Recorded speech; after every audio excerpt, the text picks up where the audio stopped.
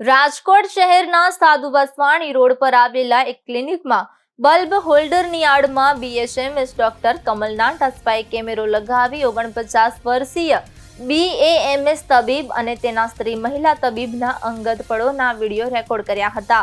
તો સાથે જ દર્દીઓને આપવામાં આવતા ઇન્જેક્શન સહિતના વિડીયો પણ રેકોર્ડ કર્યા હતા.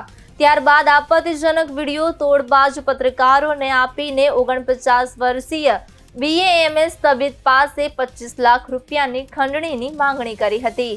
ત્યારબાદ 50,000 રૂપિયા આરોપીઓએ તબીબ પાસેથી સ્વીકારવામાં આવ્યા હોવાનો ઉલ્લેખ પોલીસ ફરિયાદમાં કરવામાં આવ્યો છે.